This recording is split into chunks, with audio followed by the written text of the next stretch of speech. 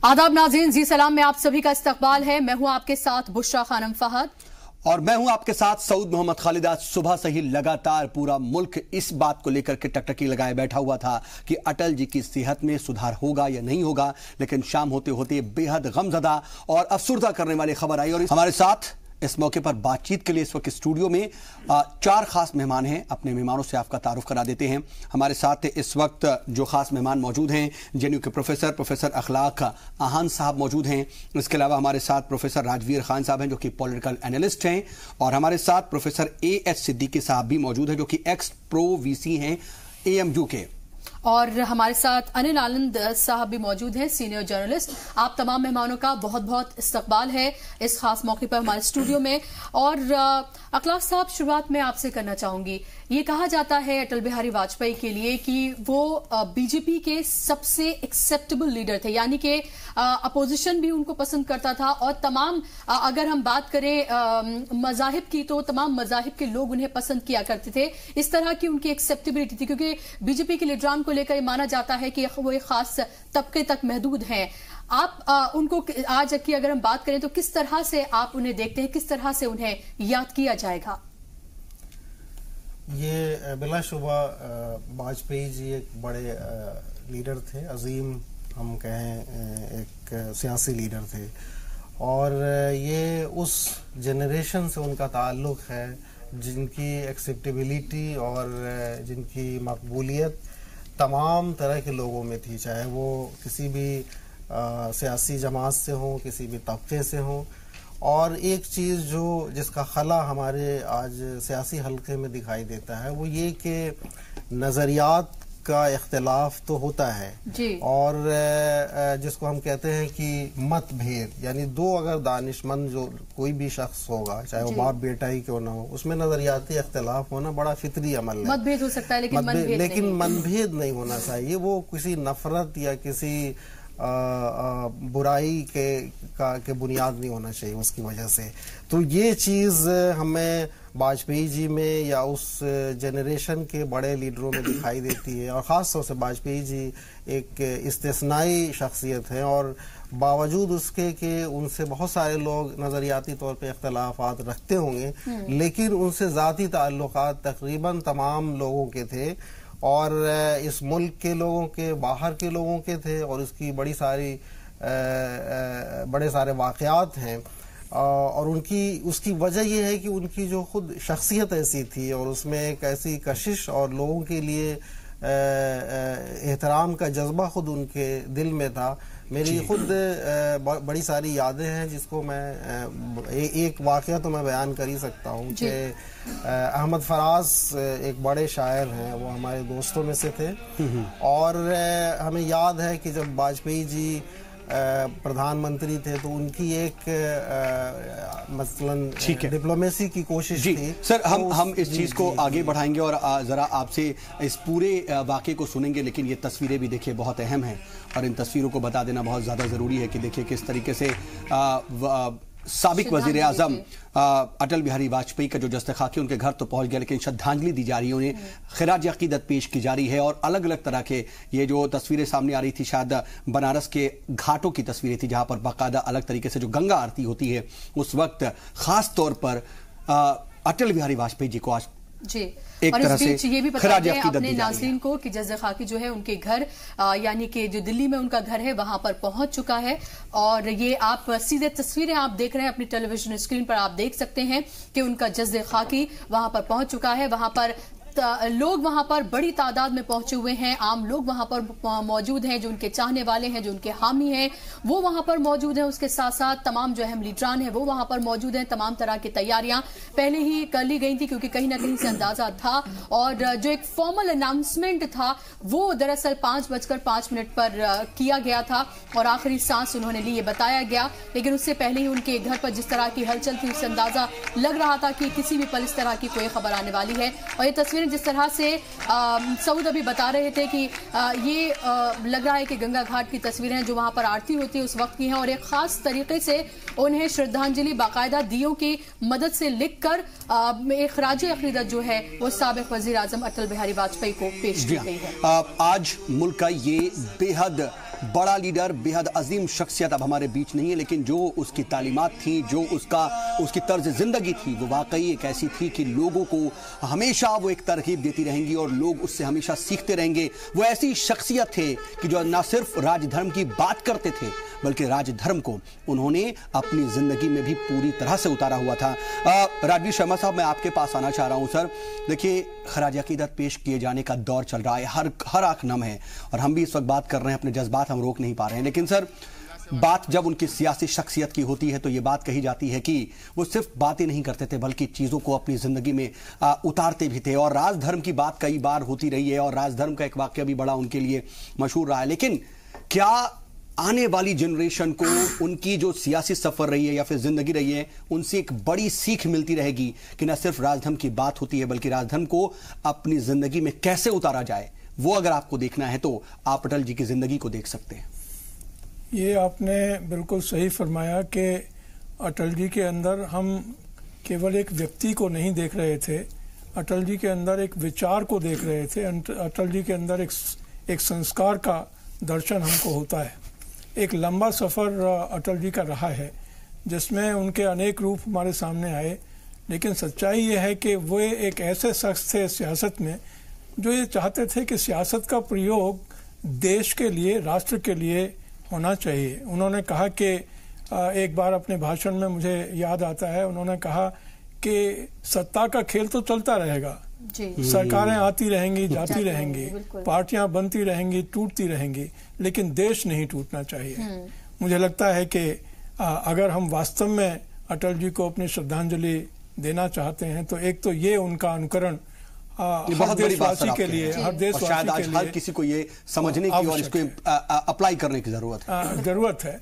और दूसरे जो आपने कहा कि क्या आगे आने वाले समय में, मुझे तो लगता है कि उन्होंने जो मापदंड राजनीति के तय किए उसमें उन्होंने कहा कि मैं अपनी बात बड़ी दृढ़ता के साथ रखूंगा, मुझे जो करना है वो मैं करूंगा, लेकिन उसके साथ ही उन्होंने दूसरे लोगों के विचारों को कभी बाहर नहीं रखा। उन्होंने कहा कि आने दीजिए, विचार सबके सुने जाने चाहिए और सबके विचार सुनने के बाद जो आप निर्णय लें उसको दृढ़ता से लागू करें। और यही वजह थी कि तमाम लोगों में उनकी एक्सेप्टेबिलिटी थी कि जिस तरह से वो हर जो थॉट थी उसको एक तरह से वो इज्जत दिया करते थे।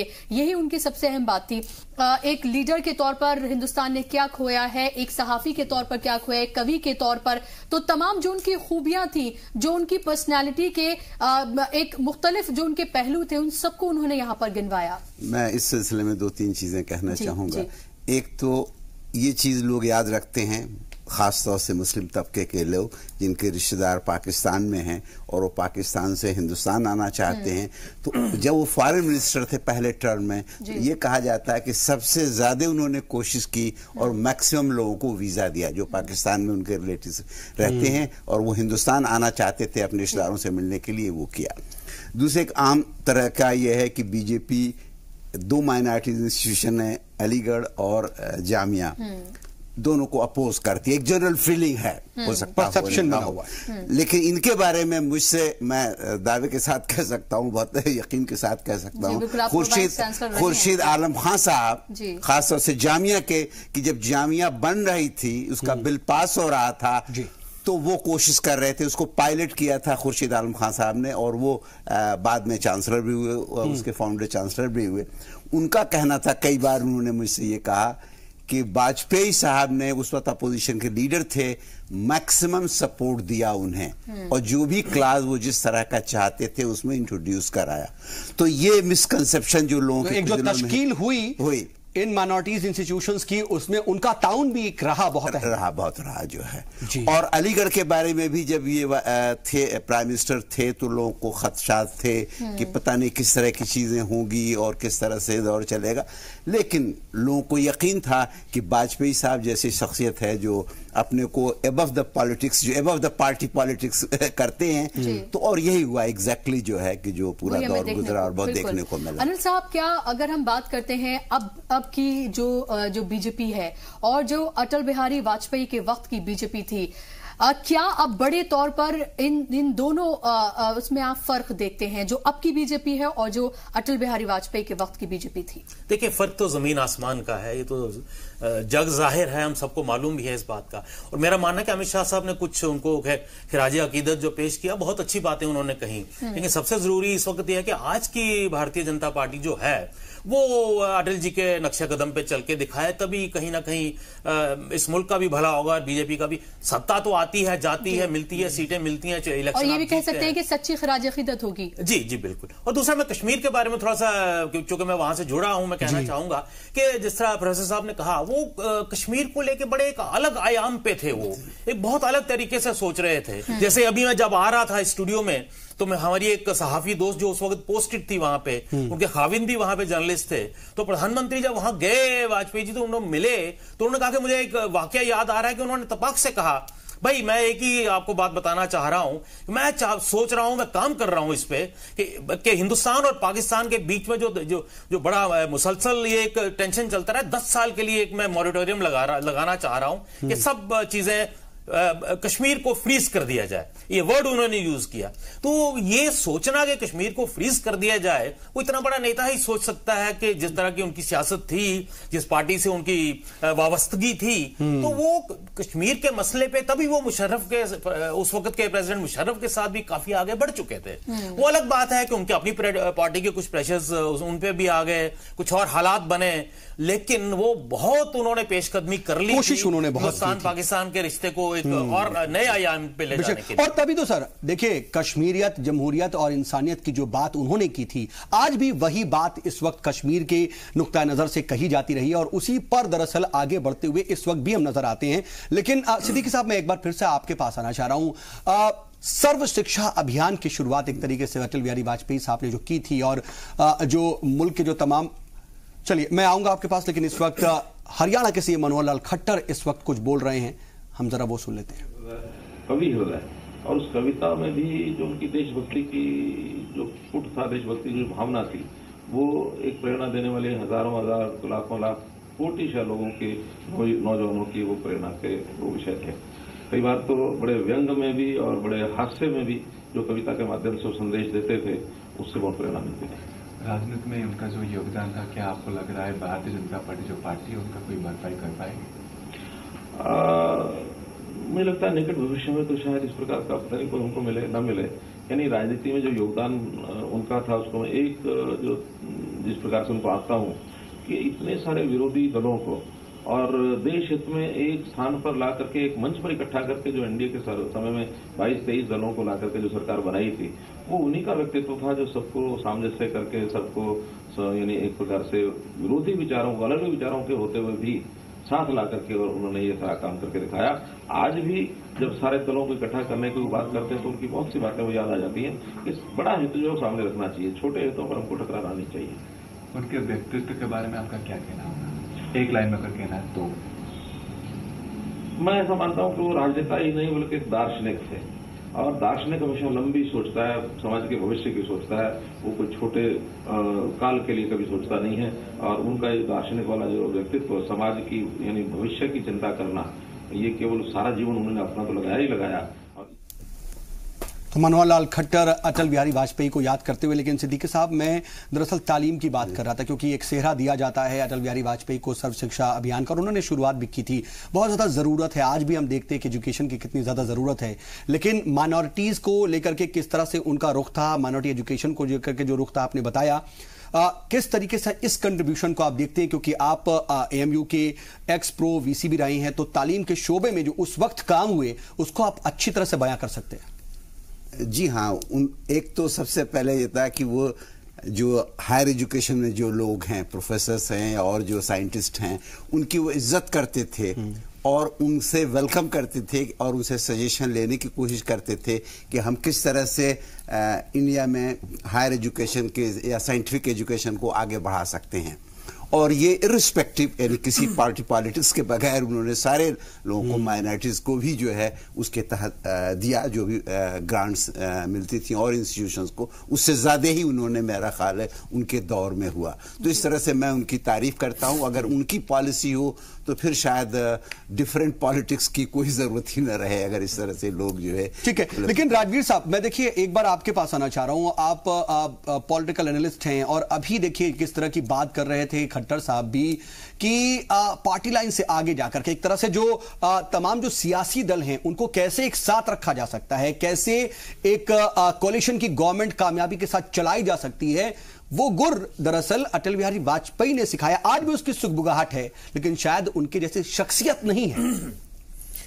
और यही वजह है कि बीजेपी में हम देखते हैं किस तरह से एक एक करके तमाम पार्टीज जो हैं वो नाराज हैं फिलहाल। तो जो उन्होंने सिखाया था लग नहीं रहा है कि बीजेपी उसको लेकर आगे चल रही है। एक 3-4 बातें मुझे लगता है कि यहाँ पर बहुत ही अहम है। एक बात तो ये कि उन्होंने अपोजिशन के लिए भी एक नया मापदंड अपने लिए तय किया और उन्होंने ये सिद्ध करा कि जो अपोजिशन है वो सरकार की जो क्रिटिसिज्म है, आलोचना है, वो केवल आलोचना के लिए नहीं करेगी। इसलिए 1971 का युद्ध हो, चाहे 1974 में न्यूक्लियर एक्सप्लोजन श्रीमती इंदिरा गांधी के द्वारा किया गया हो, इन दोनों ओकेजन्स पे उन्होंने पार्टी और अपोजिशन से ऊपर उठ करके राष्ट्र हित में, चूंकि ये दोनों कदम थे, इसलिए उन्होंने इनका स्वागत किया, उसका सपोर्ट किया। तो ये एक जो नया उन्होंने मापदंड रखा अपोजिशन की रोल का, वो भी उनकी शख्सियत की एक्सेप्टेबिलिटी को बढ़ाने में बहुत सहायक हुआ।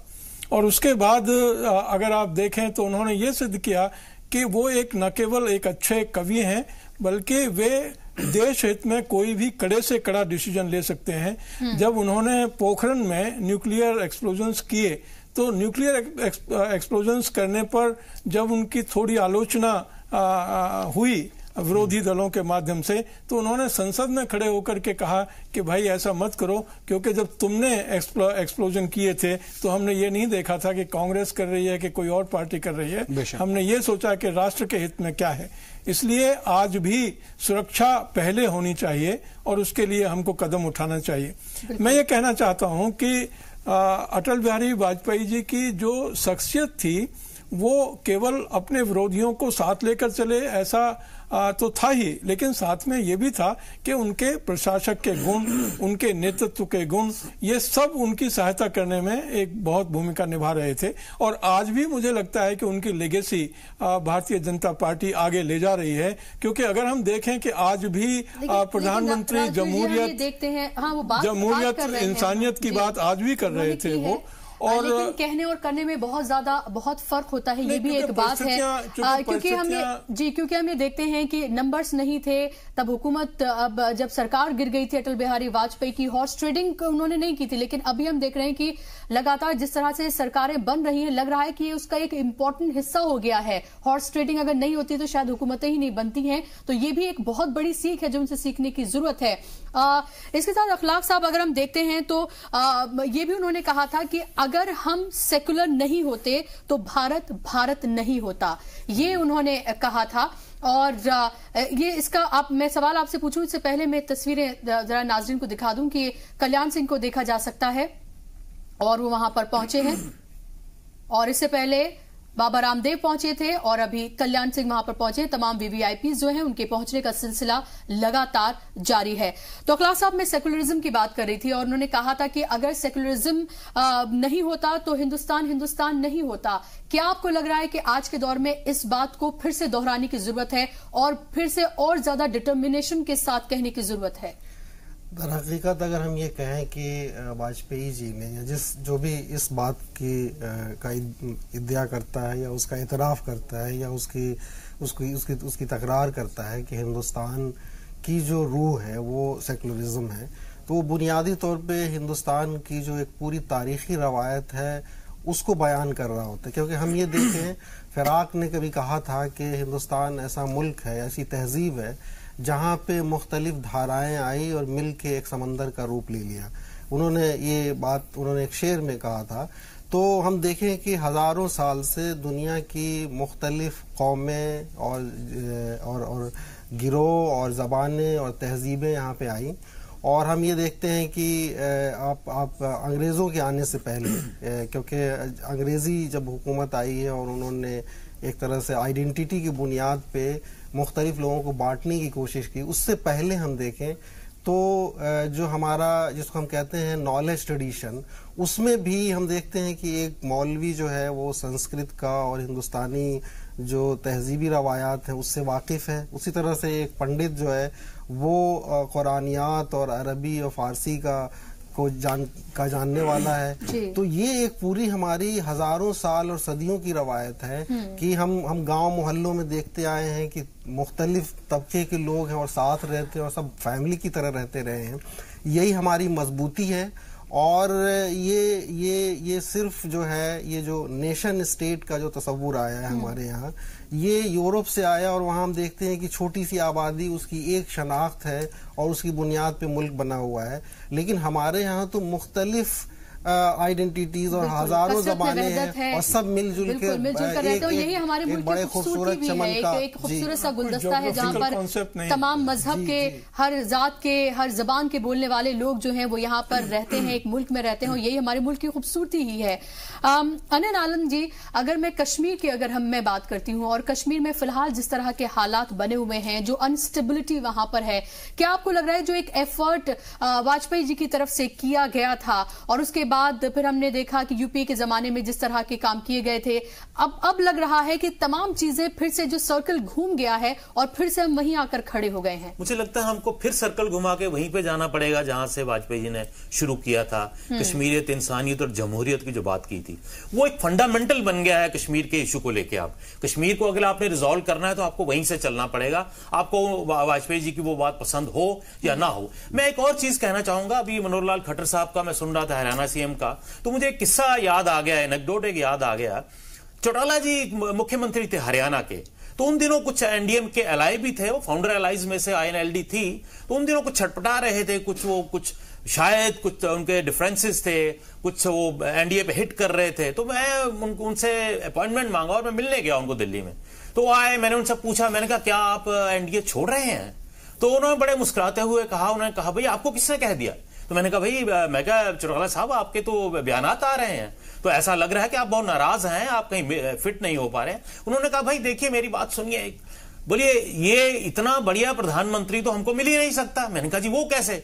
बोले कि जो हम मांगते हैं, ये भी आपको बता रहा हूं कितना बड़ा दिल। बोला जो हम मांगते हैं हरियाणा के लिए वो तो मिलता है, जो नहीं मांगते हैं वो भी देते हैं। तो ये तो आप लोगों को या कोई मैसेज देने की आपकी मार्फत करते हैं हम, लेकिन कहीं हमारा कोई ऐसे इतना बढ़िया प्रधानमंत्री हमको मिलेगा कहां से? और ये कहा भी जाता रहा सर उस वक्त भी, इसलिए शख्सियत थी बीजेपी से, जैसे लोग एक तरह से अलग रहते थे, उनकी शख्सियत की वजह से ही एक कहीं ना कहीं एनडीए के छाते तले सब लोग आए थे शायद। साहब ये भी उन्होंने कहा था कि छोटे मन से कोई बड़ा नहीं होता और टूटे दिल से कोई खड़ा नहीं हो सकता। बिल्कुल। तो ये भी उनके देखिए बहुत डिफिकल्ट कुछ अलायंस पार्टनर्स थे उनके। ममता बनर्जी उस वक्त उनकी अलायंस पार्टनर्स थी और जयललिता जी थी, मायावती जी से उनके बड़े अच्छे रिश्ते रहे। और ये मजाक में, हम लोग ही मजाक में एक बार पार्लियामेंट के कॉरिडोर्स में कहते थे कि अटल जी ने शादी तो नहीं की, बीवी का उनका अपनी बीवी का तो नहीं उनको झेलना पड़ता, बट 3 एलाइज जो महिलाएं हैं उनको वो कैसे झेल रहे हैं, ये बहुत तारीफ करनी होगी। लेकिन सर वो सबको साथ लेकर के चलते भी रहे। लेकिन अनिल आनंद जी, सियासी शख्सियत की बात बार हो रही है, आपने काफी वक्त तक ये भी कवर किया कि किस तरीके की उनकी सियासी जिंदगी रही और उनके दौरे इक़्तिदार को भी आपने अच्छे से देखा है। आज जो एक दौर दिख रहा है कि एक तरफ अपोजिशन एक पूरी ग्रैंड अलायंस की बात कर रहा है, वही कोशिश जो कभी अटल बिहारी वाजपेयी जी ने की थी, लेकिन साथ ही हम ये भी देखते हैं कि फिलहाल बीजेपी से कुछ लोग छिटक रहे हैं। क्या ऐसी वजह है कि आज बीजेपी वही चीज नहीं रख पा रही है और कहीं ना कहीं ग्रैंड अलायंस की जो जरूरत आती है तो फिर वहां पर एक वैक्यूम नजर आता है अटल जी जैसी शख्सियत का? देखिए बीजेपी से छिटक रहे हैं उसका एक ही जवाब है, जो आपने भी कहा मैंने भी कहा, वो बड़ा दिल नहीं रहा, वो जिगर कहां से लाऊं, वो संकुचित सोच हो गई है, नैरो माइंडेडनेस हो गई है। आप हर आदमी को अपनी कीमत पे चलाना चाहते हैं, अपनी डिक्टेशन पे चलाना चाहते हैं। ये चीज अटल जी में बिल्कुल नहीं थी। उनका छोटा से छोटा एलाई, छोटा से छोटा वर्कर भी जो है हंस के मिलते थे, उसकी बात सुनते थे, करें चाहे वो अपनी। लेकिन ये कभी मैसेज अटल जी की तरफ से नहीं गया कि जो मैं कहूंगा वही सुना जाएगा या आपको सुनना होगा। तो वही सोच जो है, पॉलिटिकल एरोगेंस उनके अंदर नहीं था, बल्कि वो बहुत ज्यादा हम्बल थे, बहुत सादा मिजाज थे, और यही बात थी कि वो अपने अलग अलग, हमने इंटरव्यूज उनके देखे कि उनको खाने में क्या पसंद था ये भी बहुत सादगी से वो कह जाया करते थे। मैं एक छोटी सी बात और कहूं उनकी तारीफ में कि बहुत कम होता है लीडर जो तारीफ और तनकीब को एक ही तरह से लेते हैं। बहुत बड़ी बात। उनमें से अटल जी, खैर वो नेहरूवियन थॉट से बड़े प्रभावित थे। पंडित नेहरू खुद तारीफ और तनकीब को एक ही पैमाने और एक बार की बात थी जब उन्होंने वहां पर पार्लियामेंट में जब वो स्पीच दे रहे थे अटल बिहारी वाजपेयी, तो तब लोगों ने जिस तरह से शोर मचाना शुरू किया तो उन्होंने नेहरू का हवाला दिया था कि मेरे इस अंदाज की तो नेहरू भी तारीफ करते हैं, तो उन्होंने उनका हवाला दिया था। और आज की बात अगर हम करें, सिद्दीकी साहब अगर इसी बात से मैं लूं तो उस वक्त में नेहरू का हवाला देकर उन्होंने कहा था कि भाई मेरे तो इस अंदाज की वो भी तारीफ करते हैं। और आज के अगर हम बीजेपी देखते हैं तो वहां पर उन्हीं नेहरू को पानी पी कर कोसा जाता है, उन्हें एक तरह से विलन बना दिया गया है। ये भी बहुत अजीब बात है कि आरएसएस का प्रचारक वो पंडित नेहरू का नेहरूवियन थॉट से प्रभावित है, पंडित नेहरू का फैन है। तो कितना बड़ा दिल है उसकी, क्या सोच है, कहीं ना कहीं क्या ये है कि वो, क्योंकि उनकी शुरुआत जो है वो दरअसल आरएसएस से नहीं हुई थी, क्योंकि वो पहले वो कम्युनिस्ट थे, उसके बाद उन्होंने आरएसएस ज्वाइन की थी। क्या उनके पास जो एक थॉट थी, डिफरेंट थॉट्स थी उनके पास, क्या उसका भी आप एक नतीजा देखते हैं कि वो थोड़े से मुख्तलिफ थे? मैं ये कहना चाहूंगा कि उनका एक वाकया, जो आप जानती हैं कि माइनॉरिटीज कम्युनिटी के लोग बाबरी मस्जिद के डिमोलिशन पर बहुत नाराज और बहुत ही अफसोसदा थे। ये 6 को शायद डिमोलिशन हुआ था, 7 को ये हवाई जहाज से आ रहे थे। एक एजुकेशनिस्ट थे जो mathematician HP Dikshit, vice chancellor भी थे इग्नू यूनिवर्सिटी के, उन्होंने मुझसे कहा, वो भी उसी प्लेन से आ रहे थे, वो इत्तेफाक से वो भी ग्वालियर के रहने वाले थे, जो है ग्वालियर में बहुत दिनों तक थे, जो है तो सीट बगल में थी। He was so shaded, he was so unhappy. तो मैं ये कहना चाहूंगा कि बीजेपी में होते हुए या जानते थे कि उस शख्स को उस डिमोलिशन का बहुत ही अफसोस था, तो एक उनकी पर्सनैलिटी वो भी थी। बहुत बड़ी बात। दूसरे ये है कि पाकिस्तान के बहुत से लोगों से मेरी मुलाकात में इत्तेफाक से बाहर रहा हूं, जो है तो वो अगर इंडिया में किसी बीजेपी या अपोजिशन के लीडर या पंडित जवाहरलाल नेहरू को भी वो नहीं लाइक करते, वो इनको लाइक करते हैं कि नहीं, इस शख्स ने बहुत कुछ मिलाने का काम किया था।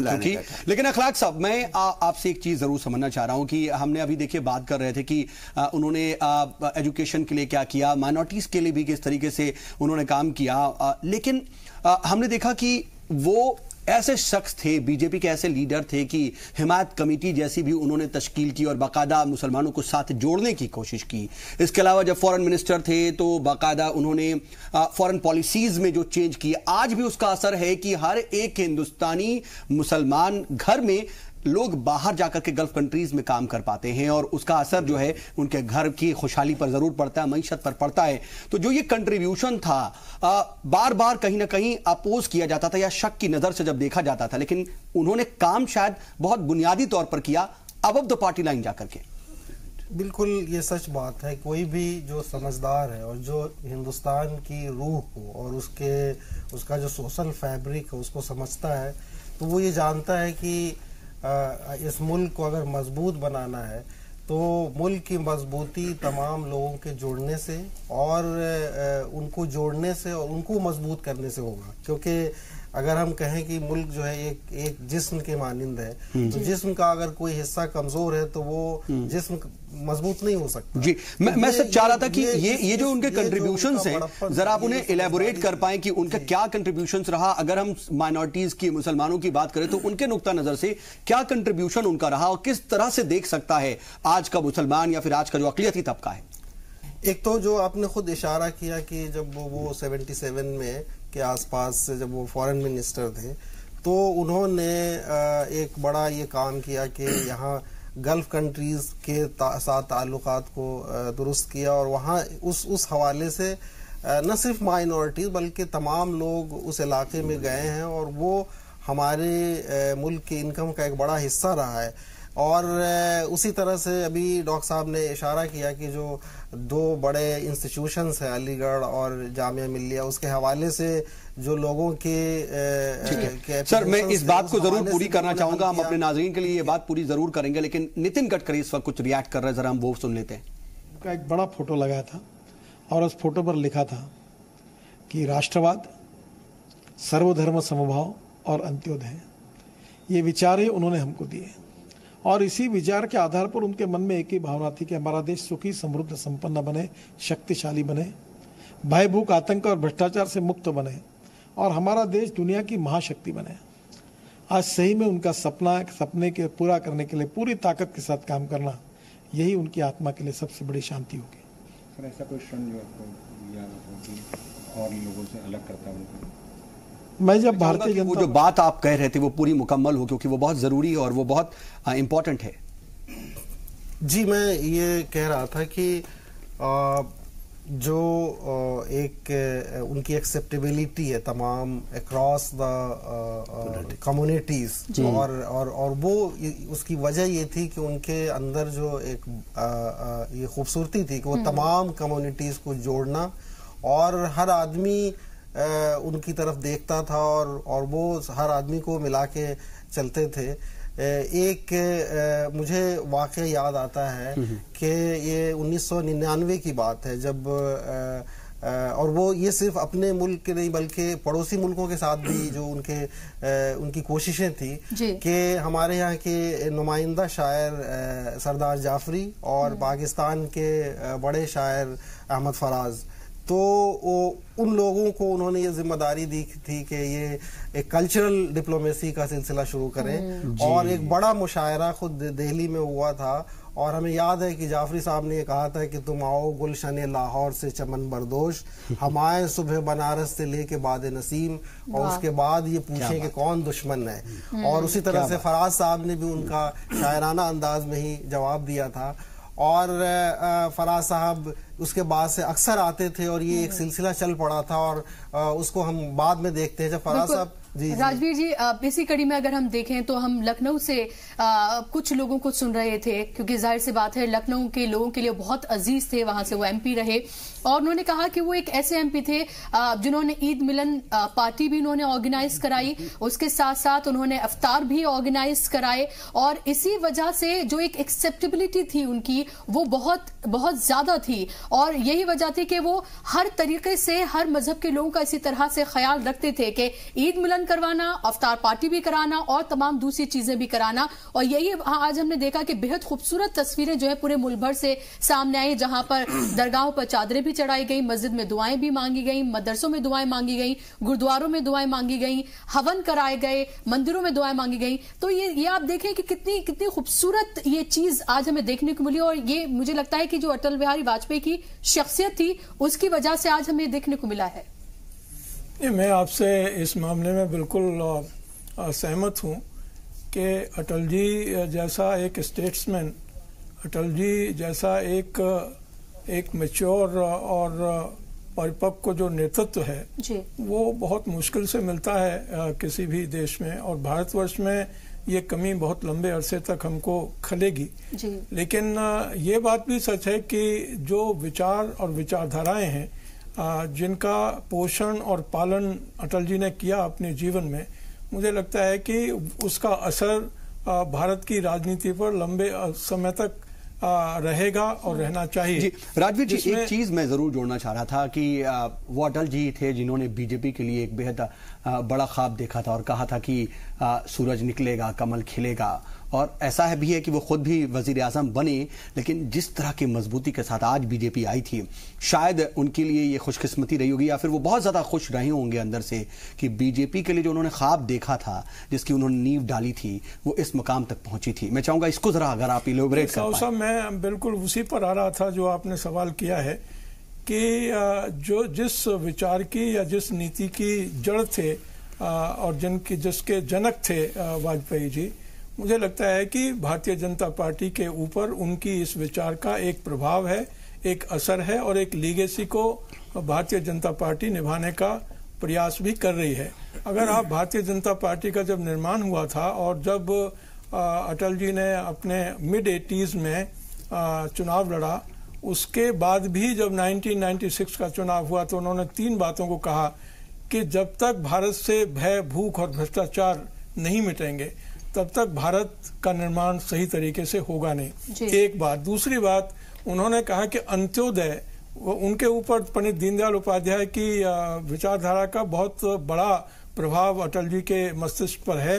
क्योंकि उन्होंने बहुत लंबे अरसे तक उनके साथ काम भी किया और उनकी विचारधारा से वो रूबरू भी हुए। उनकी विचारधारा को लागू करने का प्रयास भी भारतीय जनसंघ ने किया। अटल जी की ही वो शख्सियत थी जिन्होंने बाकायदा तमाम एक नजरिए को लेकर के जो आगे बढ़े, लेकिन जब वो कुर्सी पर फायज हुए, जब वो मुल्क के वजीर आजम बने, तो वो मुल्क के हो गए, किसी एक तबके के नहीं रहे। और न सिर्फ उन्होंने सबको साथ लेकर के चलने की बात कही, बल्कि सबको साथ लेकर के चलकर दिखाया भी। मेरा कोई इरादा न था, मोड़ पर मिलेंगे इसका वादा न था, मौत से ठन गई।